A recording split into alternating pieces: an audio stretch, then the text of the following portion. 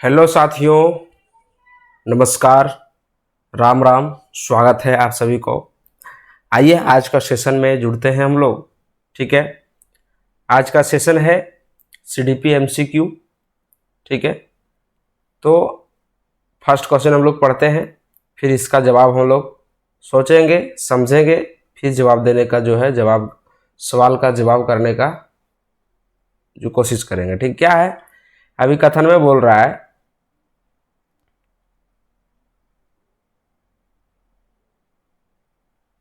क्या बोल रहा है अभिकथन ये कि अधिगम और विकास एक दूसरे से जुड़े हुए हैं।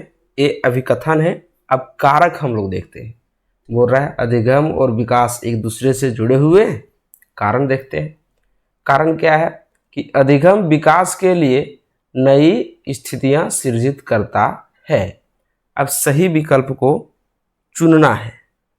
ठीक है, क्या बोल रहा है अभिकथन में कि अधिगम और विकास एक दूसरे से जुड़े हुए हैं, और कारण में बोल रहा है कि अधिगम विकास के लिए नई स्थितियां सृजित करता है। अब देखिए ऑप्शन में पढ़ते हैं, क्या बोल रहा है कि ए और आर दोनों सही है। ए और आर दोनों सही है, और आर सही व्याख्या करता है ए की। क्या बोल रहा है, ए और आर दोनों सही है। ए भी अपने आप में सही है, आर भी अपने आप में सही। चलिए सर दो को भी देख लेते हैं। क्या बोल रहा है, ए और आर दोनों सही है, लेकिन आर जो है सो सही व्याख्या ए का नहीं करता है। आगे देखते हैं, ए सही है लेकिन आर गलत है। ए और आर दोनों गलत है। तो इस प्रकार से हम लोग 3 और 4 को छाड़ सकते हैं, क्योंकि दोनों अपने आप में सही है। आगे है कि तो इसमें क्या हो जाएगा, ए और आर दोनों सही है, लेकिन आर जो है सो सही व्याख्या करता है ए का।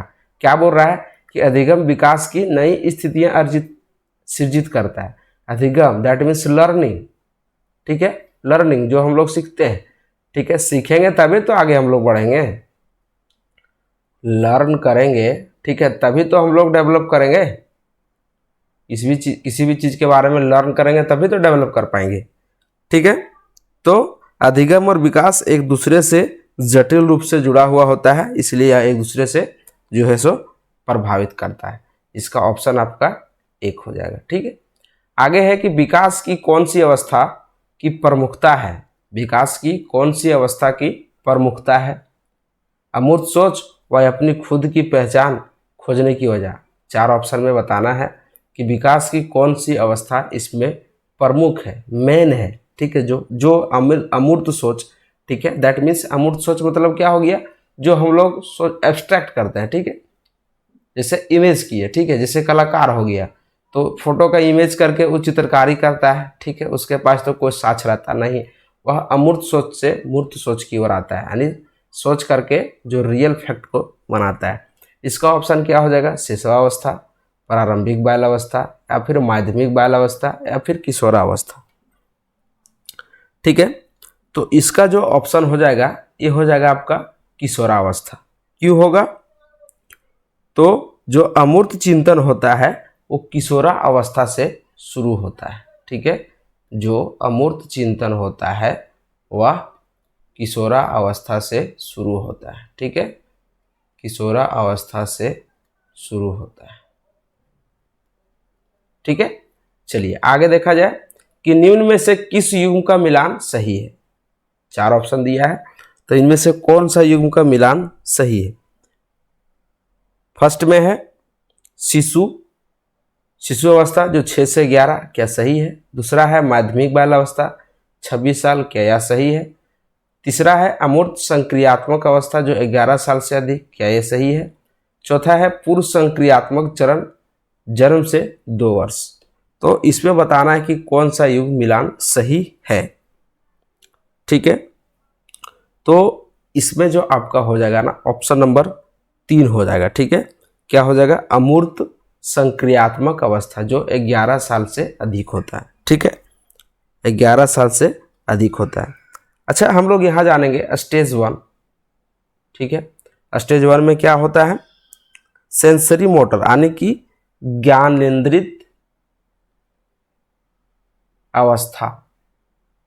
एक कब होता है, तो ये होता है 0 से 2 ईयर के बीच में। ठीक है।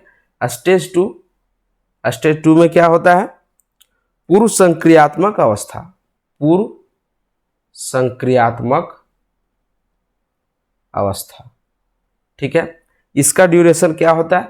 तो 2 से 7 साल। ठीक है। स्टेप थ्री में क्या होता है?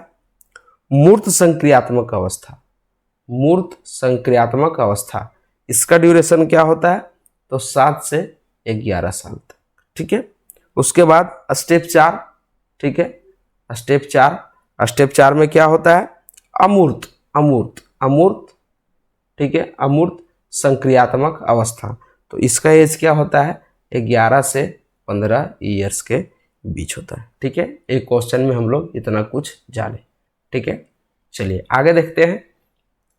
आगे है कि निम्न में से कौन सा स्वेगात्मक विकास का हिस्सा है? निम्न में से कौन सा स्वेगात्मक विकास का हिस्सा है?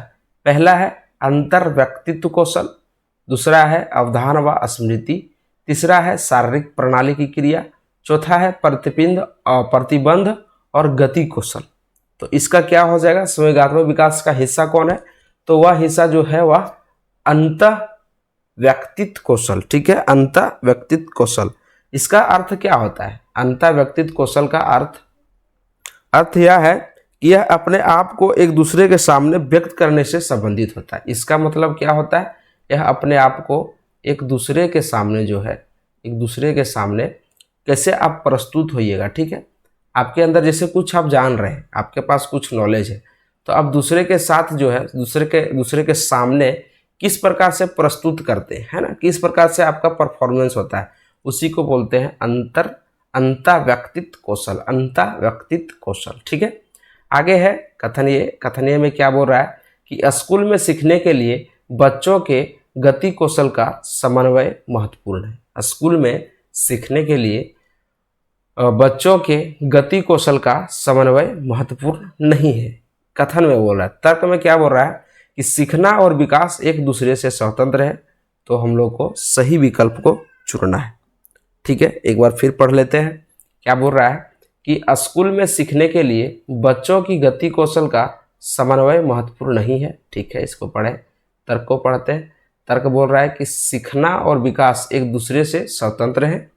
ठीक है। तो सही विकल्प को चुनना है। फर्स्ट में है कि ए और आर दोनों सही है। ठीक है।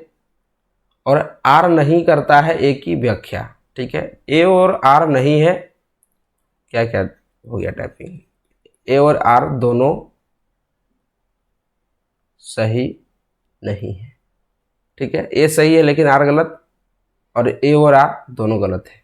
तो इसका सुटेबल क्या हो जाएगा? क्या बोल रहा है कि सीखना और विकास एक दूसरे से स्वतंत्र है।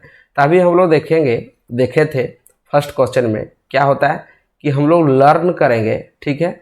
लर्न करेंगे तभी डेवलप कर पाएंगे। ठीक है। लर्न करेंगे तभी डेवलप कर पाएंगे। और ये बोल रहा है कि ये सब दोनों एक दूसरे से स्वतंत्र है, कोई किसी से रिश्ता नहीं। लेकिन यहाँ तो अभी हम लोग पढ़ें कि रिश्ता है, तो इस प्रकार से तर्क जो है गलत हो गया। ठीक है। उसके बाद कथन में क्या बोलता है कि स्कूल में सीखने के लिए बच्चों के गति कौशल का समन्वय महत्वपूर्ण नहीं। कैसे नहीं है? बच्चा का जो गति कौशल है वो बढ़िया नहीं रहेगा तो बच्चा फिर आगे डेवलप कैसे होगा? तो इस प्रकार से जो है हम लोगों का दोनों ऑप्शन गलत हो जाएगा।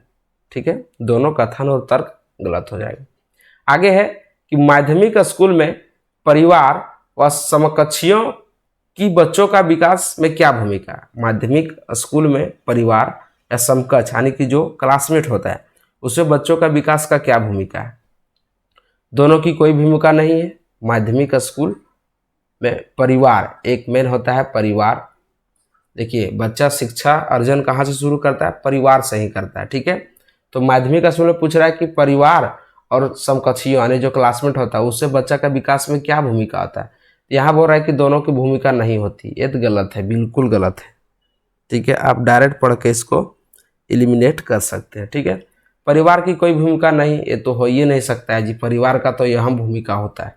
तीसरा है कि समकक्षियों की कोई, समकक्ष का जैसे कैसे नहीं, क्लासमेट यदि अच्छा है, आपका जो साथी अच्छा है, आप खुद को देखिए ना, आपका साथी अच्छा है तो आप सही रास्ता में जाएंगे, साथी गलत है तो गलत रास्ता में जाएंगे। तो क्लासमेट पर क्यों नहीं डिपेंड पड़ेगा, क्लासमेट गलत होगा तो उसको भी गलत रास्ता मिल जाएगा। दोनों की अलग अलग परंतु महत्वपूर्ण भूमिका है। This is a right answer. 4 जो है आपका करेक्ट आंसर हो जाएगा। ठीक है,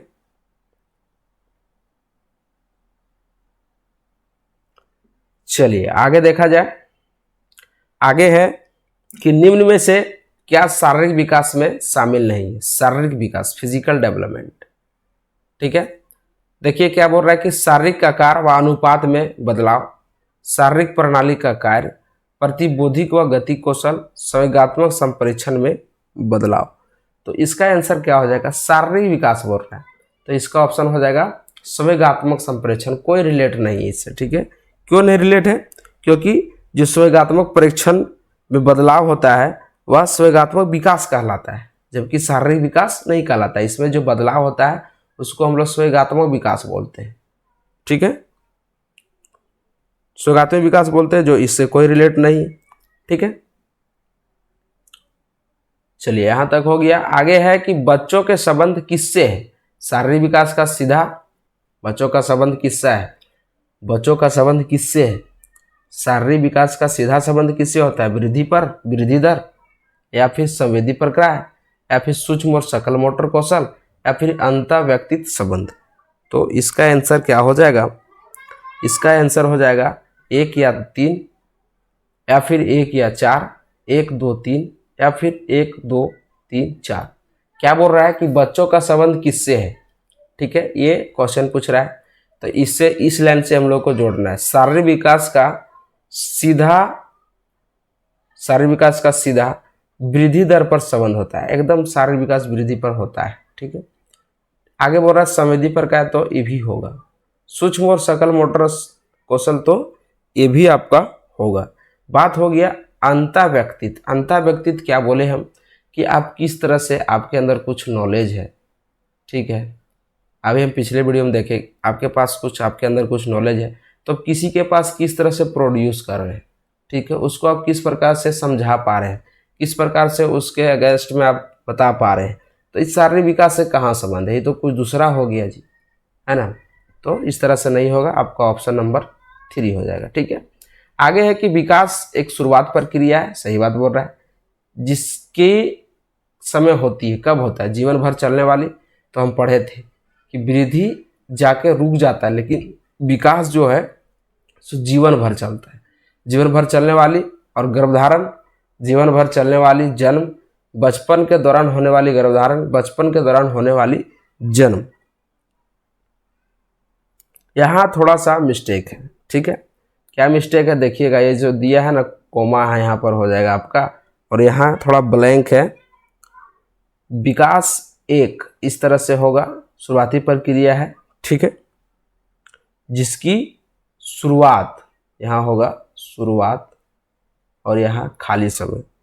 तो इसका ऑप्शन क्या हो जाएगा कि विकास एक जीवन भर चलने वाली प्रक्रिया है, जिसकी शुरुआत गर्भधारण से हो जाता है। हम लोग पढ़े हैं ना जी कि गर्भधारण से लेके मृत्यु के पहले तक विकास होते रहता है, लेकिन वृद्धि एक समय के बाद रुक जाता है। ठीक है, आगे है कथन ये में, गेंद को पकड़ने के लिए सीखने से पहले एक बच्चे में कुछ गतिक परिपक्वता होना चाहिए। गेंद को पकड़ने के लिए सीखने से पहले एक बच्चे में कुछ गतिक परिवर्तन होना चाहिए।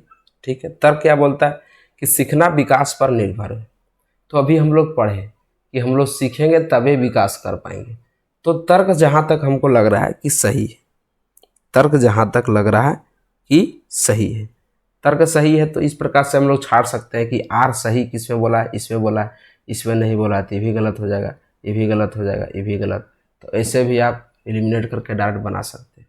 ठीक है, आर सही है, इस सब में बोल रहा है कि गलत है, तो आप डायरेक्ट कर सकते हैं ए आर दोनों सही है, और आर सही व्याख्या करता है। ठीक है, तो आज का सेशन दोस्तों यहीं के साथ। प्लीज़ अच्छा लगा होगा तो चैनल को सब्सक्राइब कर लीजिएगा। मिलते हैं नेक्स्ट वीडियो में, तब तक के लिए जय हिंद, जय भारत।